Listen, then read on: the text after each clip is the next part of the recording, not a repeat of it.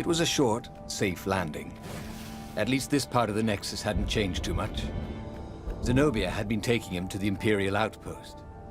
She'd never expect him to go there by himself. Well, maybe she would. You never knew with her.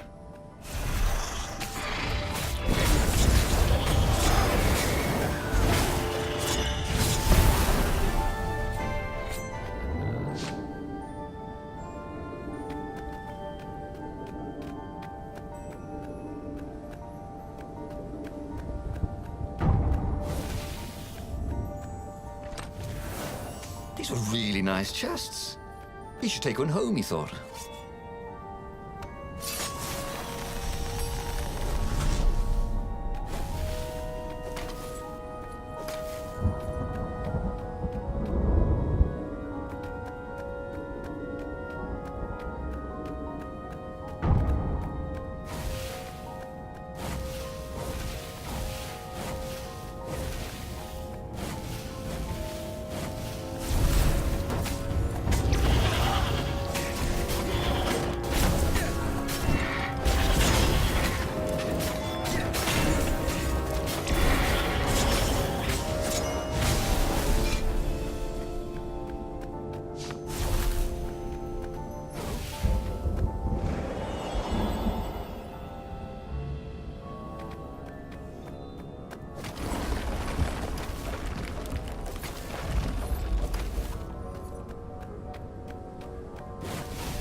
Bernardo knew Zenobia, and Zenobia knew him.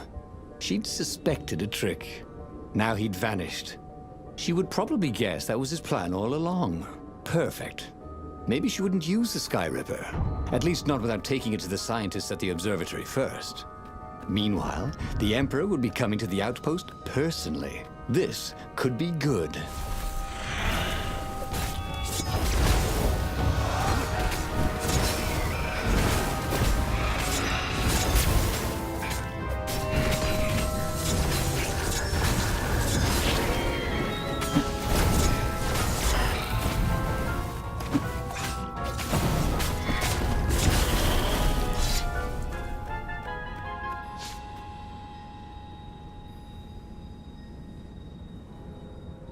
Bernardo was face to face with the Emperor's bodyguard.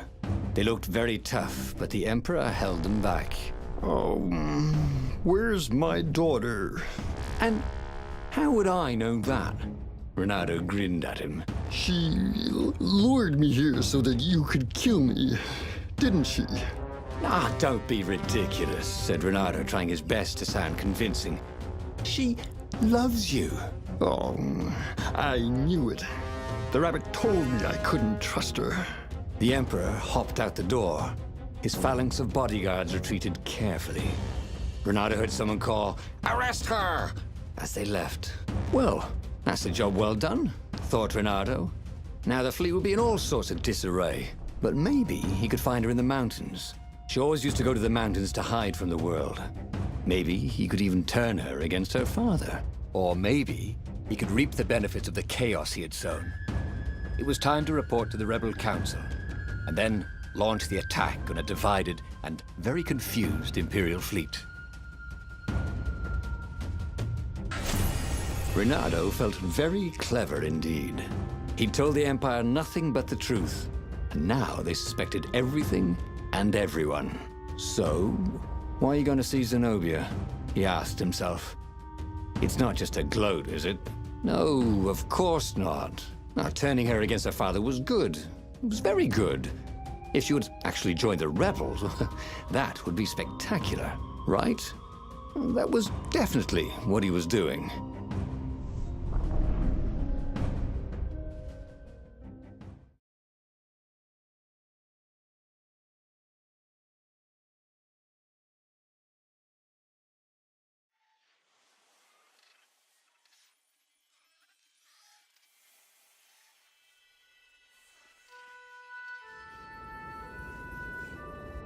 He wondered if he should have just told her the truth about her father. The Emperor had adopted her from a stray. That was the source of all her loyalty. But even then, he'd been dreaming of a bargain with the lost gods. They alone could make him immortal. The Emperor would have to seal that bargain with the life of someone who truly loved him. And who else truly loved the Emperor? But how could Renato tell her that now? Why would she ever believe him?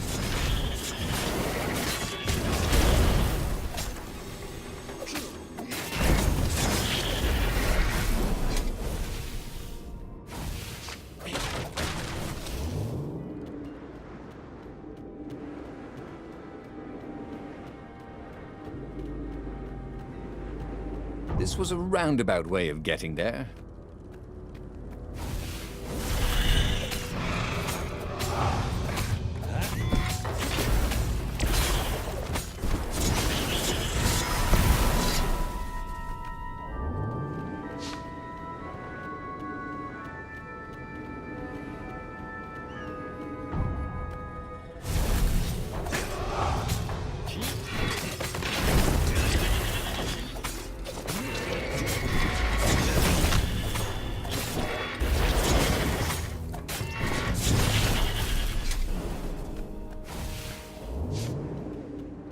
The funny thing was, she should have trusted him. He told her the truth, the whole truth, and nothing but the truth. Oh, all right. The truth was, he'd played her like a fiddle. And how often had he ever done that? She was so smart. Smarter than him, really. Can I borrow that?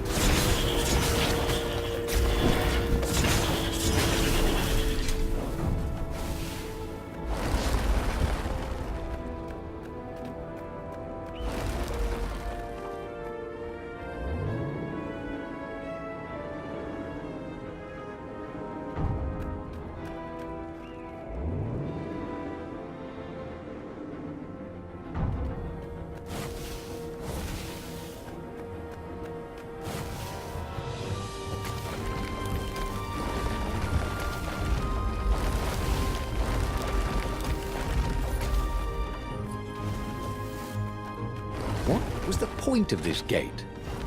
Did they think no one would notice the lever? Renato had given away the location of the secret base.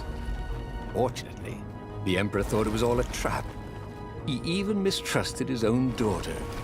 Renato couldn't have done better if he'd planned it.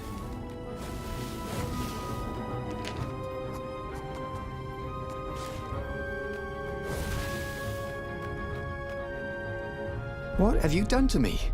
Zenobia demanded. My own father thinks I'm a traitor. So? But I'm loyal. So what?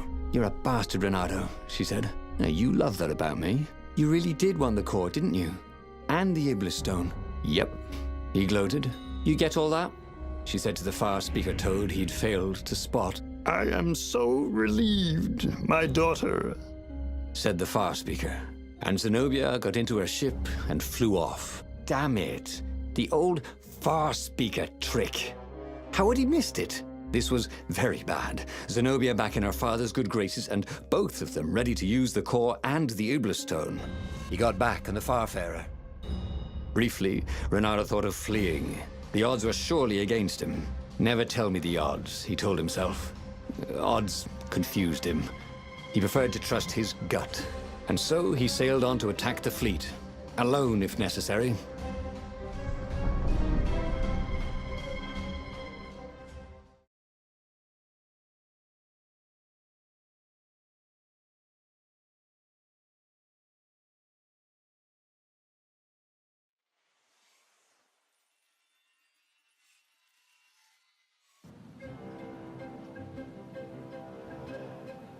There were not many rebels here, and they were disorganized. The Empire had obviously attacked the secret base. the formerly secret base whose location Renato had so helpfully pinpointed on a map. There was still time to turn around, wasn't there? But Renato hated turning around. Heroes don't turn around, they just own their screw-ups and turn them into impossible victories, right?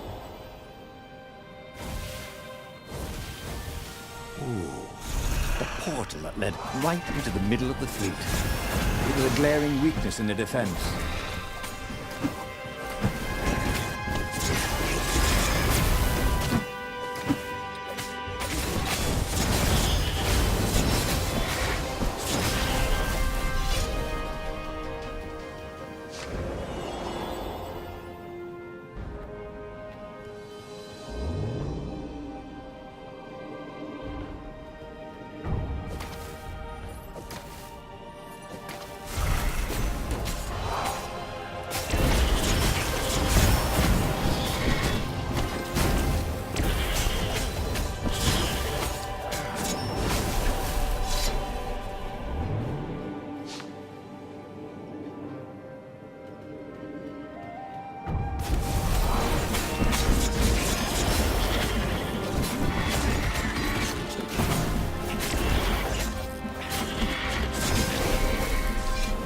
The odd thing was, Renato's personal battle was going fairly well. The Ravens immediately in front of him were no quicker or tougher than usual. Where was the power of the core, blasting him off into the abyss? And where was Zenobia? She must be up to something. But whatever it wasn't his problem. Not yet, anyway. It was all going surprisingly well.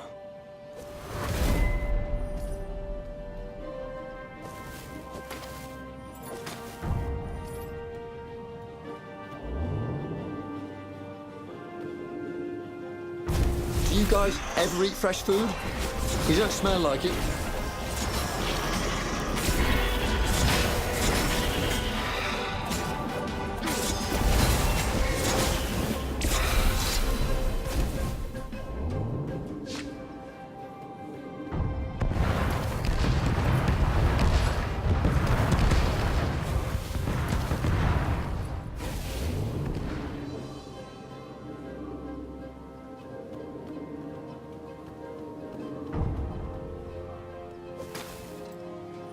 Soon he'd confront the Emperor.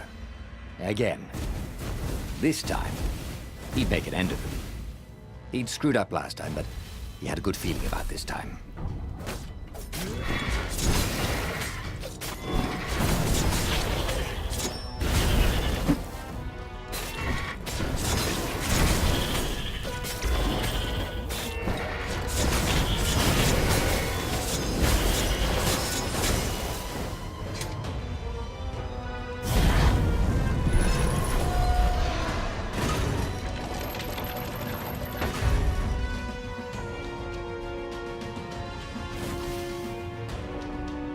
At last, he came to Zenobia and the Emperor.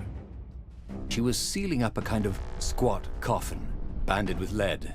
So glad you're here. Croaked the Emperor. You will be witness to my final victory. That's creepy, Dad, said Zenobia. But thank you. Because of your shenanigans, we tested the core. It's really unstable. It could have blown us all up. It could, said Renato, a little frustrated that she'd figured it out. Anyway, we already destroyed your secret base, so we don't need a super weapon. We're just going to bury it. Do we, torture you? Or give you a medal? Sometime later, Renato got an invitation to attend the Emperor's ritual sacrifice of his daughter.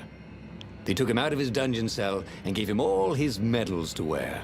A little while after that, the lost gods returned, and the sun went black, and the Emperor ate his soul.